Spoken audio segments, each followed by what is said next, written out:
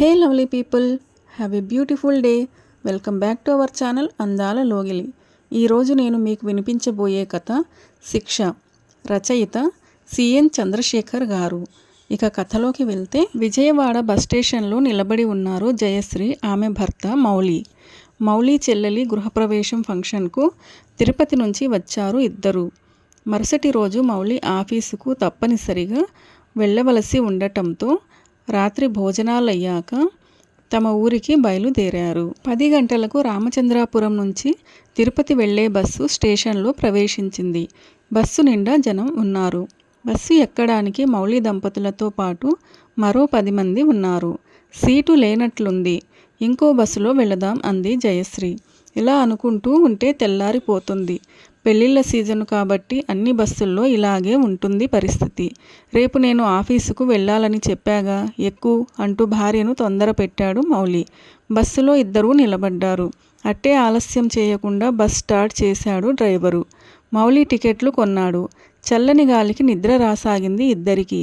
ఎక్కడైనా కాస్త కూర్చోవడానికి చోటు దొరికితే చాలు అన్నట్లు నిద్రలో పడితే తెల్లారేసరికి తిరుపతి వచ్చేస్తుంది అనుకున్నాడు మౌలి.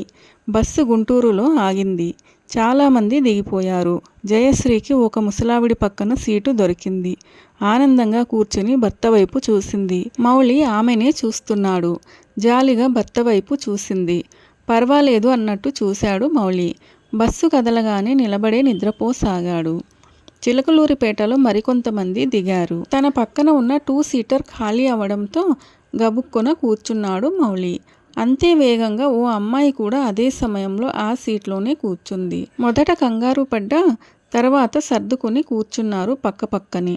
లైట్లు ఆర్పేశాడు కండక్టరు. చీకటిలోనే తన పక్కన కూర్చున్న అమ్మాయిని పరిశీలించాడు మౌలి. 20 ఏళ్లుంటాయి ఆ అమ్మాయికి. కాలేజీ చదివే అమ్మాయి అయి ఉంటుందని అనుకున్నాడు. ఆ అమ్మాయి కళ్ళు చీకట్లో మెరుస్తున్నాయి. చూడీదార్ ధరించి ఉంది. కుడి చేతికి గాజులు, ఎడమ చేతికి చిన్న వాచి ఉంది. అందగత్తె కాదు కానీ మరీ తీసి పారేసేలా లేదు అనుకున్నాడు. పక్కన వయసులో ఉన్న ఆడపిల్ల ఉండేసరికి అతనికి నిద్ర మాయమైంది. అయినా నిద్రపోతున్న వాడి వలె నటిస్తూ తన చేతిని ఆమె చేతిపై వేశాడు. ఆమె నుంచి ఎటువంటి రియాక్షను లేకపోయేసరికి కొద్ది క్షణాల తర్వాత తన తలను ఆమె భుజాల మీద ఆంచాడు. ఆమె నుంచి ఎటువంటి ప్రతిఘటన ఎదురవ్వలేదు. కొద్దిసేపటి తర్వాత తన ఎడం చేతిని ఆమె భుజంపై వేసి మెల్లగా కిందకు జరిపాడు. అతని చేతుల్ని పట్టుకుంది మృదువుగా. అతని చేతిలో తన చేతిని ఉంచి అతని చేతిని తన బుగ్గలకు రాసుకుంది సుతారంగా. మౌలికి ఆమె భావం అర్థమైంది. అతనిలో ఆనందం ఉరకలు వేసింది. వెంటనే విజృంభించాడు తన టాలెంట్ ప్రదర్శిస్తూ.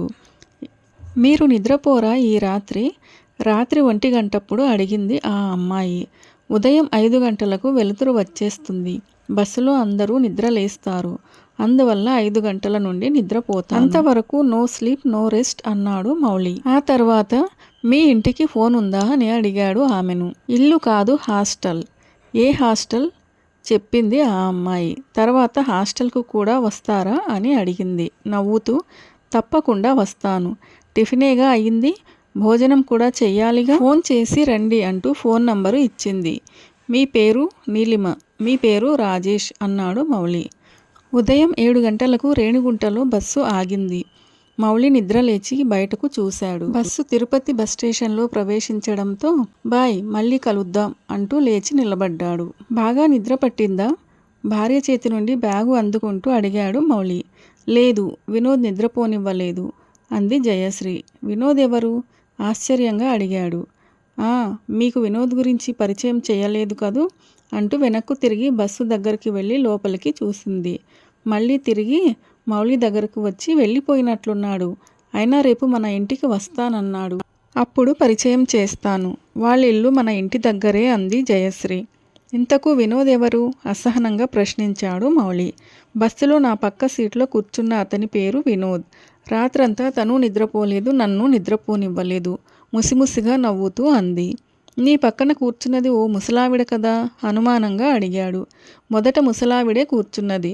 తర్వాత తనకు ఇరుకుగా ఉందని వినోద్ని నా పక్కకు పంపించి 3 సీటర్లో కూర్చుంది. మౌలి ఏం మాట్లాడలేదు. తన భార్య అలా పరాయి వ్యక్తి పక్కన కూర్చోవడం అతనికి నచ్చలేదు. పైగా అతని కంపెనీ ఆమె ఎంజాయ్ చేయడం అతనికి ఇంకా ఇష్టం లేదు. ఇల్లు చేరేంత వరకు ఆమెతో మాట్లాడకుండా సీరియస్గా ఉండిపోయాడు. సాయంత్రం ఆఫీసు నుంచి ఇంటికి వచ్చిన మౌలికి గులాబ్ జామ్ స్వీటును కప్పులో అందించింది జయశ్రీ. ఏమిటి విశేషం అన్నాడు కప్పు అందుకుంటూ. ఈరోజు వినోద్ మన ఇంటికి వస్తాడని చెప్పాను కదా, గుర్తులేదా? మౌలి ముఖం నల్లబడింది. బస్సులో పరిచయమైతే ఇంటికి పిలవడమేనా? అతనెవరో ఎలాంటివాడో తెలుసుకోకుండా స్నేహం చేయడం అంత మంచిది కాదు. వినోద్ మంచివాడండి, లేకుంటే నేను మాత్రం ఇంటికి పిలుస్తానా? ముఖం చిన్నబుచ్చుకుంటూ అంది జయశ్రీ. సరే నీ ఇష్టం, నేను ఆఫీస్ వరకు వెళ్ళొస్తాను అంటూ లేచాడు మౌలి. అదేమిటి, ఇప్పుడేగా ఆఫీస్ నుంచి వచ్చారు? పైగా వినోద్ వస్తుంటే మీరు ఇంట్లో లేకుండా ఏం బాగుంటుంది? ఏం పర్వాలేదు, ఇన్స్పెక్షన్ ఉంది, కొంత పని మిగిలి ఉంది, రమ్మని బాసు పిలిచాడు అంటూ చెప్పులేసుకుని బయటకు నడిచాడు మౌలి. కాలింగ్ బెల్ శబ్దం విని తలుపు తెరిచిన జయశ్రీ ఎదురుగా కనిపించిన మౌలిని చూసి ఆశ్చర్యపోయింది. అదేమిటి, ఆఫీస్కు వెళ్ళలేదా అని అడిగింది. బాసు భార్య అర్జెంటుగా ఇంటికి రమ్మని ఫోన్ చేసిందట. ఆయన వెళ్ళిపోయారు. నేనొక్కడినే ఏం చేయాలని వచ్చేశాను. వినోద్ రాలేదా? ఇంట్లోకి చూస్తూ అడిగాడు. ఇంకా రాలేదు, వచ్చే సమయం అయ్యింది. గోడ గడియారం వైపు చూస్తూ అంది. నేను కాసేపు పడుకుంటాను, అలసటగా ఉంది. అతనొస్తే నన్ను లేపకు, ఇంకో రోజు మాట్లాడుతాను అంటూ బెడ్రూంలోకి వెళ్ళాడు. కొంతసేపటికి కాలింగ్ బెల్ మోగడం, హాల్లో జయశ్రీ మాటలు అతనికి వినిపించాయి. కావాలని లేవలేదు అతను. 10 నిమిషాల తర్వాత లేచి హాల్లోకి వచ్చాడు.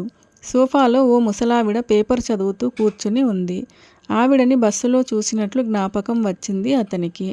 మౌలిని చూడగానే లేచి నిలబడి నమస్కారం అంది. నమస్తే, జయ ఎక్కడా అన్నాడు. గది లోపల వినోద్తో ఉంది. వంటగది పక్కన ఉన్న ఆ గది తలుపు వేసి ఉంది. మౌలికి ఒళ్ళు మండింది. తలుపు వేసుకోవాల్సిన అవసరమేమిటి? కొంపదీసి ఈ ముసలావిడ బ్రోకర్ కాదు కదా అనుకుంటూ డోర్ హ్యాండిల్ మీద చెయ్యి వేసి వేగంగా తలుపు తెరిచాడు. ఎదురుగా జయశ్రీ, ఆమె పక్కన 10 ఏళ్ల పిల్లవాడు. ఆమె పిల్లల కామిక్స్ అతనికి చూపుతోంది. మౌలిని చూడగానే వీడేనండి వినోద్, అంకుల్కు నమస్తే చెప్పు అంది జయశ్రీ. నమస్తే అంకుల్, లేచి నిలబడుతూ అన్నాడు వినోద్. కూర్చో అంటూ తన గదిలోకి వచ్చి కూర్చున్నాడు. అతనిలో అలజడి తగ్గింది. తను అనవసరంగా జయను అనుమానించాడు. ఆమె అటువంటి మనిషి కాదని తెలుసు. అయినా ఎందుకో అనుమానం వచ్చింది. పాపం, పిల్లలు లేని తనకు ముద్దుగా కనిపిస్తున్న వినోద్ను చూడగానే అభిమానం పెంచుకున్నట్లుంది. అందుకే ఇంటికి రమ్మని పిలిచింది. తను అనుమానించినట్లు జయకు తెలిసి ఉండదు. తెలుసుంటే అంత ప్రసన్నంగా నవ్వుతూ మాట్లాడేది కాదు అనుకున్నాడు మౌలి. ఆ రోజు రాత్రి భోజనాలయ్యాక అతనికి వక్కపొడి అందిస్తూ, ఎలా ఉంది నా స్క్రీన్ ప్లే అంది జయ. అర్థం కానట్లు చూశాడు మౌలి. వినోద్ గురించి మీకు చెప్పి వాణ్ణి ఇంటికి పిలిచి గది తలుపులు మూసి ఉంచి మీకు నా మీద అనుమానం వచ్చే విధంగా మాట్లాడి నటించి, ఓ అద్భుతంగా ఉంది కదూ, మీ నటన కూడా సూపర్. సాయంత్రం కావాలని ఆఫీసుకు వెళ్ళడం, వినోద్ నేనేం చేస్తుంటానో అనే కుతూహలంతో వెంటనే వచ్చేయడం, బాస్ వెళ్ళిపోయాడని చెప్పడం, కావాలనే నిద్ర నటించి తర్వాత లేచి వచ్చి గది తలుపు తెరవడం. మీరు చాలా బాగా నటించారు. నా స్క్రీన్ ప్లేలో ఉన్నట్లే నటించారు. ఏమిటి నీ అర్థం లేని వాగుడు? నీవు ఊహించినట్లు నేను నిన్ను అనుమానించలేదు. అనుమానించి ఉంటే అప్పుడే నీ చెంప పగలగొట్టి ఉండేవాణ్ణి. అలా అయితే ముందు నేను నీ చెంప పగలగొట్టాలి. ఎందుకో తెలుసా? బస్సులో ఓ పరాయి ఆడదానితో వెకిలిగా లేకిగా ప్రవర్తించినందుకు. నాకెలా తెలిసిందనుకుంటున్నారా? రాత్రి నిద్ర రాక తలనొప్పితో బాధపడుతూ మీ సీటు దగ్గరికి వచ్చాను. మీరు చేస్తున్నదేమిటో ఆ చీకట్లో కూడా నాకు కనబడింది. ఏ మనుషులండి మీరు? మీకు సిగ్గేయటం లేదు? మీకంటే వయసులో ఎంతో చిన్నదైన ఆ అమ్మాయిలో ఓ చెల్లెలు మీకు కనబడలేదు? ఆ అమ్మాయి బుద్ధి అటువంటిదే కావచ్చు. చదువుకుని ఉద్యోగం చేస్తున్న మీ సంస్కారం ఏమైంది? మీ బుద్ధి ఇలాంటిదని తెలిస్తే నా మనసు ఎంత గాయపడుతుందో మీకు తెలియదు. మౌనంగా వింటూ ఉండిపోయాడు మౌలి. మీరు అనైతికంగా ప్రవర్తించినా నా పక్కన ఓ మగాడు కూర్చున్నాడని తెలియగానే మీలో అలజడి మొదలైంది. కనీసం అప్పుడైనా మీరు చేసిన తప్పు గురించి పశ్చాత్తాప పడలేదు. నేను తప్పు చేస్తున్నానన్న అనుమానమే మీలో ఉండి మీరు చేసిన తప్పే నేను చేసి ఉంటానని అనుకున్నారు.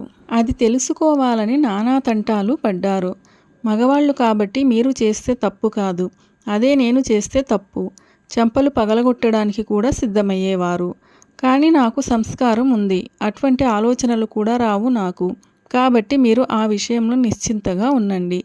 ఇకపోతే కళంకితమైన మీ చేతులు నన్ను తాకడానికి వీల్లేదు. ఈ రోజు నుండి నన్ను తాకకండి. ఇదే నేను మీకు విధించే శిక్ష అంటూ గదిలోకి వెళ్ళి తలుపేసుకుంది జయశ్రీ. తప్పు చేసినందుకు, భార్య మనసును గాయపరిచినందుకు పశ్చాత్తాపపడుతూ నిల్చుండిపోయాడు మౌలి. చేసిన తప్పుకు తగిన శిక్ష కదా. ఎలా అనిపించింది ఈ కథ మీకు? నచ్చిందా? నచ్చినట్లయితే వీడియోను లైక్ చేయండి, మీ ప్రియమైన వారికి షేర్ చేయండి. అలాగే ఛానల్ను సబ్స్క్రైబ్ చేసుకోవడం అస్సలు మర్చిపోవద్దు. వీడియోను చివరిదాకా చూసి కథను పూర్తిగా విన్నందుకు మీకు ధన్యవాదాలు. ఇలాంటి మరిన్ని మంచి కథల కోసం స్టే ట్యూన్. అందాల లోగిలి. See you all in another video. Till then keep smiling and be happy.